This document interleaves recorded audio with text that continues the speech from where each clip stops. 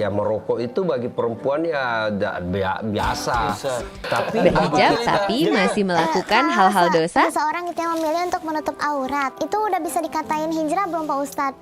Tapi di keseharian itu masih sering ngakuin dosa, itu gimana Pak Ustadz? Subhanallah. Astagfirullah. Astagfirullah. Kambuh lagi penyakitnya. Ditinggal sama Ustadz 2 minggu langsung balik lagi Pak Ustadz. Kayaknya program ini harus ada terus ya. Biar EPL-nya nggak balik lagi gitu.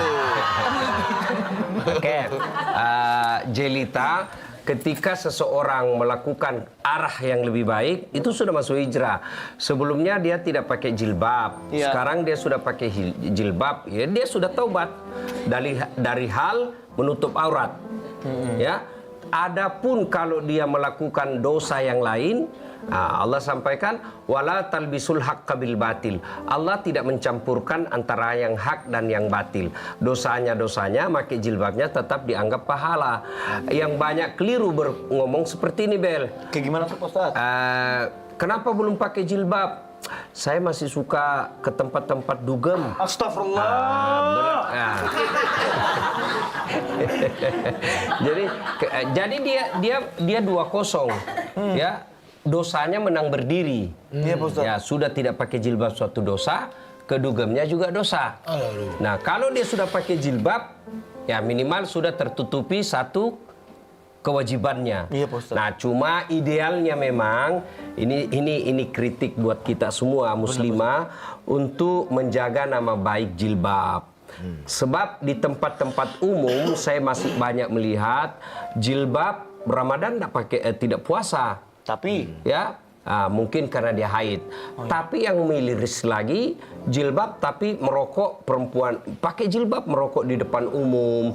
Itu kan bagi kita umat Islam itu hal artinya kau merokok janganlah kau menghina pakai jilbabmu itu. Dia bikin ya. bulat-bulat lagi Ustaz. Ya, benar. Ya, betul ya.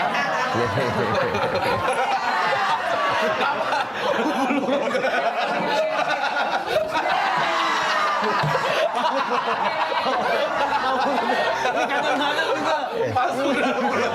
Ini kadang-kadang juga. Ya. Oh gitu ya Pak Ustadz. Ya. Tapi memang banyak begitu ya Pak. Ya, banyak kita lihat ya. Artinya Iya, Pak Ustadz. dia sudah tidak menjaga nama baik jilbab itu. Idealnya jilbab itu simbol muslimah yang baik, muslimah yang terhormat ya. Lalu dia katakan ya merokok itu bagi perempuan ya biasa. Tapi bagi kita orang apalagi muslimah itu sudah tidak bagus ya. Jadi di tempat-tempat umum ya, apalagi dugem sampai pakai jilbab, merokok dan minum alkohol itu merusak nama baik muslimah. Ya. Begitu. Understand? Celi, you understand? Yes. Nah, Cara menghindari STMJ. Syalat terus, maksiat jalan. STMJ itu sholat terus, maksiat jalan. Jadi tetap seperti tadi, dosa dan maksiat Allah tetap pisahkan. Itulah sehingga ada namanya timbangan. Di hari akhirat kelak namanya hari perhitungan atau pertimbangan, ditimbang amal-amalnya. Nah, kalau dia sholat tetapi dia ada maksiat juga, itu sholatnya beda, maksiatnya juga beda. Tapi idealnya, inna sholata tanha anil fahsya wal munkar. Sholat itu mencegah kita dari perbuatan keji dan mungkar. Idealnya sholat itu menghindari orang-orang maksiat. Nah, kalau ada orang sholat tapi tetap maksiat, itu berarti sholatnya yang belum beres. Tata caranya belum bagus.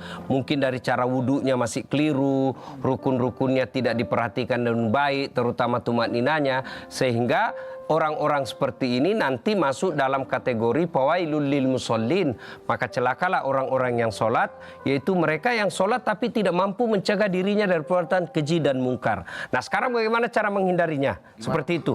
Ketika sholat dengan baik, pertama, jangan bergaul lagi dengan teman-teman yang membuatmu maksiat. Aku tidak mau lagi berteman denganmu. Aku tidak mau lagi berteman sama aku.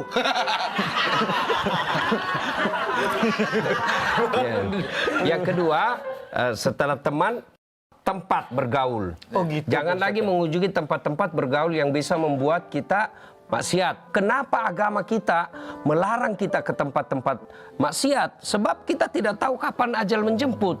Nauzubillah min zalik. Gimana kalau tempat maksiat tiba-tiba ajal menjemput?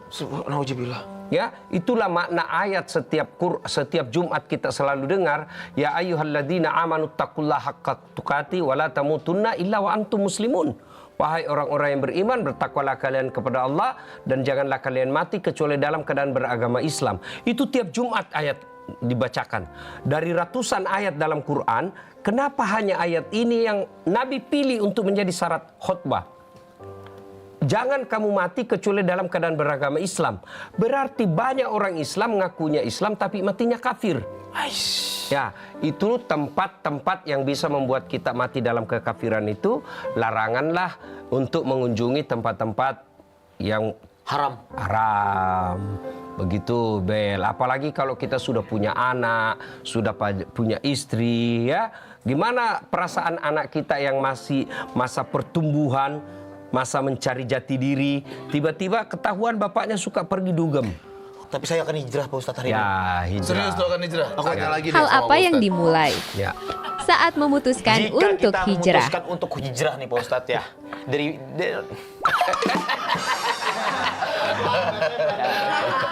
Jika kita memutuskan Pelan-pelan, santai.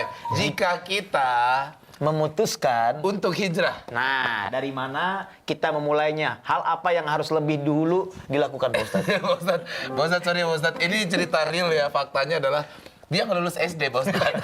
Baru 3 tahun ini bisa baca. Alhamdulillah dong. Alhamdulillah. Itu pun diajarin dia Pak Ustadz. Ini A tapi tegas. A.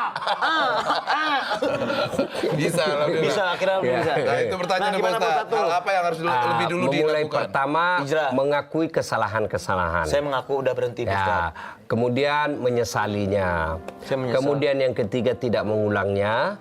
Lalu berikutnya mengganti dengan hal-hal baik. Ya, memulainya itu menyadarinya dengan mengucapkan Astaghfirullahaladzim azim wa atubu ilaihi.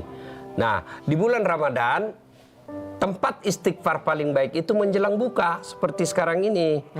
Ya, maka dulu-dulu itu kan menjelang Ramadan kita selalu dengar itu Nashhadu alla ilaha illallah wa nastaghfirullah nas'aluka ridhaka wal jannah wa na'udzubika min sakhatika wan nar.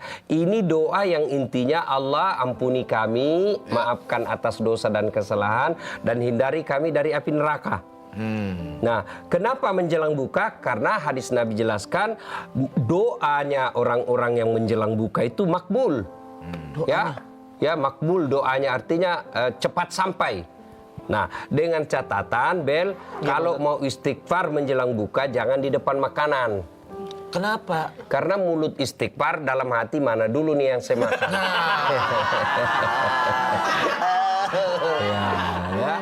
Kadang lu jam 1 siang baru lihat makanan lu.